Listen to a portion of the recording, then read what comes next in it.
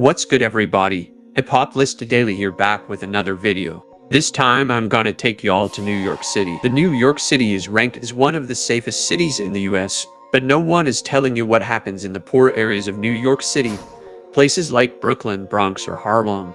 So here I am to show you what these war zones are about, and you are the ones that created the noise around these areas. We are all familiar with the different gang cultures from all over US. Every city has its own unique style of representing its hoods and gang cultures. The New York City has its drill movement that brought a lot of attention to the gangsters that are dissing their dead ops on songs. And here we are bumping into the YGs and OGs. These are the gangs who are hot today in the rap industry, with rappers like K-Flock, DD Osama, or PJ Glizzy. Before that, Pop Smoke dominating New York drill scene with the gangs known as Woos and Chews. Follow me into the video to see who and what gangs started the mess that is going on today. Before the drill era, New York City was a reincarnation of Los Angeles. We had Bloods and Crip gangs battling on the streets of New York. So we gone check the stories of both gangs that created the drill scene that we have today. United Blood Nation. So we are in New York City in the late 1990s. An unknown group has unleashed a rained-up terror on the city streets. Innocent people's faces were being slashed by box cutters and razors. This was called a butt 50, and it means a cut that needs 150 stitches. It's a gang initiation known to belong to the blood gangs around the area. The members also refer to this gang as brotherly love overriding oppression and the destruction of society. Another signature that UBN members have its 3 points burned on their arms. The East Coast Bloods are very different from the Los Angeles Bloods.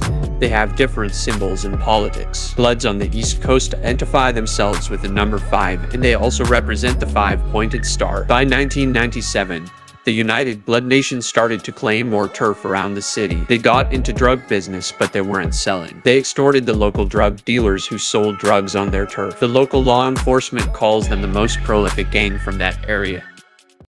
The summer of 1999 marked a turning point in the gang unit's investigation. The man who is responsible for creating the Bloods in New York is getting out of prison. Authorities began building their case against the gangster known as OG Mac.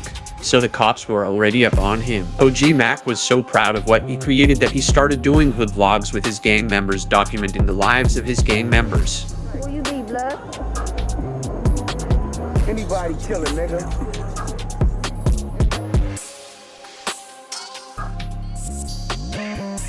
But how this madness started. The United Blood Nation was created behind the walls of Rikers Island prison in New York. During the 1990s, Hispanic gangs like the Latin Kings dominated the Rikers Island. They made black inmates the main target of their abuse. That racial hostility sparked the birth of the East Coast Bloods. 2 inmates, Omar Porgy and Leonard McKenzie, united the black prisoners at Rikers Island under the brand of the Bloods. It was Porgy's idea to adopt the name of a gang originally formed in California back in the 1970s. Porgy and McKenzie created the United Blood Nation and named themselves OGs, a top rank in the gang. Porgy called himself OG Mac and McKenzie OG Deadeye.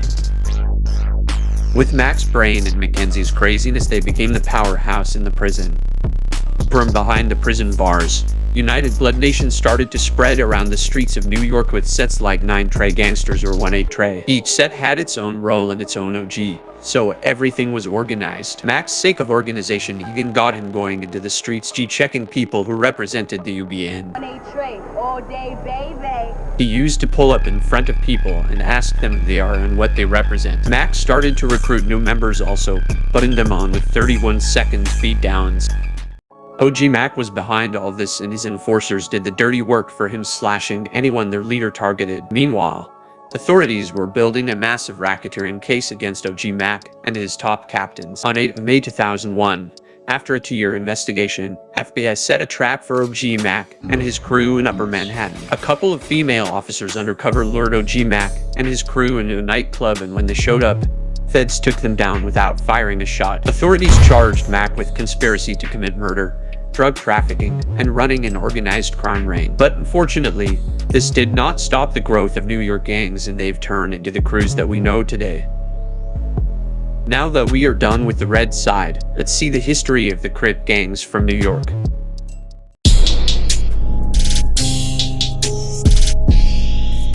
The Crips were originally spawned in Los Angeles, California. Crip sets can be found all over US, but they built an organized stronghold in America's largest city, New York. Crip sets can be found all over US, but they built an organized stronghold in America's largest city, New York. Having different politics than their brothers from Los Angeles, the New York Crips and the Los Angeles Crips have one thing in common: their hate towards the Bloods. July 2nd, 2005. Brooklyn, New York. Christopher Rose and his friends were on their way to Pennsylvania for Independence Day. Rose's parents finally agreed that they should let the boy travel alone since he was 16 years old, but his father had a weird feeling about this. On their way, the boys caught the attention of some Crips, including 19 years old Aaron Terrell and his cousin Darren Samuel. Aaron and his cousin approached the boys and began to pick on one carrying an iPod. Darren demanded the boy handing over, but he refused. All hell broke loose. The boys didn't give up easy, so they started to fight the Crip members. More Crips have joined the fight. Darren jumped quick into the fight with a knife, stabbing Christopher in the chest and stomach, killing him. Witnesses saw the fight and called 911. Paramedics arrived, but it was too late.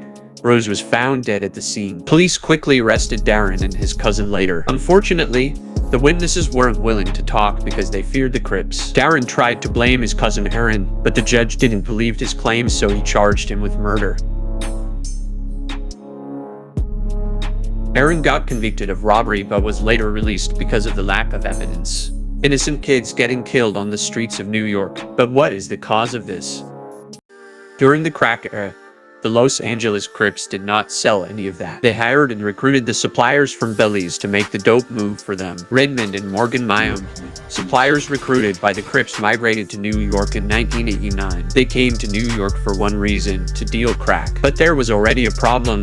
The Bloods who controlled the area don't need no business partners. Plus, the immigrants were West Coast-styled Crips which were not welcomed in New York. The Mayum brothers weren't intimidated, so they formed the first East Coast chapter of the Crips, the Rollin 30s Crips, with other Belizean teenagers, and then recruited the local kids. The Crips began claiming new areas in New York, and they started to clash with the Bloods. Bloods had the numbers, but the Crips had the violence. Members of the Crips did not forget nothing. Once, a member of this crew was exposed for snitching. Several Crip members ran him down, shot him 7 times, then cut his Crip tattoo of his skin. So by this, Crips were known as a ruthless gang. By this amount of crime committed by the Crips, the FBI was fed up. They arrested 24 members of the Crips, including their leaders. The brothers were convicted of various crimes, including conspiracy and murder. They were deported back to Belize. By 2003, the Crips have numbered around 1,000 in the area of New York City, and they was ready for war. The New York Crips only see 2 different kind of people: the victim or the one who victimized. So the civilians had no choice but to join this cruel gang of monsters. They even had a similar attack tactic that we discussed earlier: the cut on the face, but they're not calling it a $1.50. The Crip way of doing this is called getting milked. It's June 2005, and it's time for a sip of milk. Visiting a local shop in Brooklyn, a Blood gang member decided to represent his gang to the fullest. He has a red bandana on his right leg, giving a huge hint that he is UBN. After he left the shop, several Crips were waiting for him. One of the Crips fired a shot, waiting him to fall on the ground. Then when the victim was down, he approached the Blood and shot him 7 more times. Yes, nigga, come on, nigga. So if you heard "go drink his milk" around New York back in the day, you'd better run. Later on, the rivalry between New York Bloods and Crips cooled off a little bit, and some of the Blood sets made alliances with some of the Crip gangs to go against the Gangster Disciples, who are allied also with other sets of the red and blue teams. But the violence remained the same, with members of both alliances shooting and stabbing each other while dissing each other's dead homies on drill songs.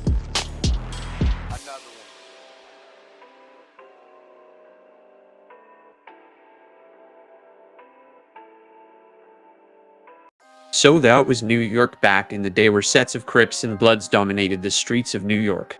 I hope y'all enjoyed my video, and don't forget to leave a like and push the subscribe button. Also, don't forget to click the notification bell. This was Hip Hop List Daily, and I will see you in the next video.